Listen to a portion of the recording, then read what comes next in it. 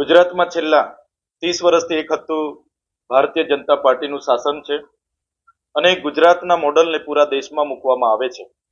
વિકસિત ભારતની વાત થાય છે, વિશ્વગુરુ બનવાની વાત થાય છે, ત્યારે જે પ્રકારે ચાલુ સંસદ ભવનના ગૃહમાં ગુજરાત સરકારે એક પ્રશ્નના જવાબમાં સવાલમાં જે જવાબ આપ્યો છે કે ગુજરાતમાં આજે પણ 1 થી 5 વર્ષના બાળકોમાં 3,21,000 બાળકો અતિ કુપોષણથી પીડાય છે અને ગુજરાત નહીં સમગ્ર દેશના જે ટોપ અતિ કુપોષિત પીડાતા જિલ્લાઓમાં ગુજરાતના 5 જિલ્લાઓનો સમાવેશ થાય છે, જેમાં દાહોદ, પંચમહાલ, છોટાઉદેપુર, નર્મદા, ડાંગ જેવા જિલ્લામાં અતિ કુપોષણથી પીડાતા બાળકોની સંખ્યા ખૂબ જ મોટી છે।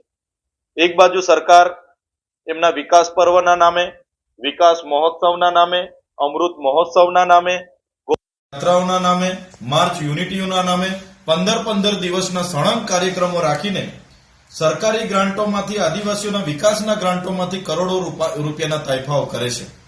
ત્યારે એક બાજુ વરવી વાસ્તવિકતા એવી છે, ગુજરાતમાં આજે જે પરિસ્થિતિ છે, આજે ઘણી એવી આંગણવાડીઓ છે જે આજે ખુલ્લામાં બાળકોને બેસીને ભણવા મજબૂર કરે છે।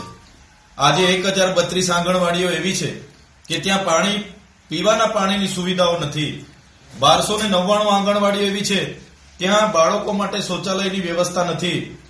3384 આંગણવાડી એવી છે જે આજે ભાડાના મકાનોમાં ચાલે છે।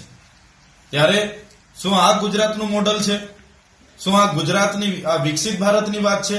કઈ રીતના બાળક ભણશે ને કઈ રીતના બાળક આગળ વધશે?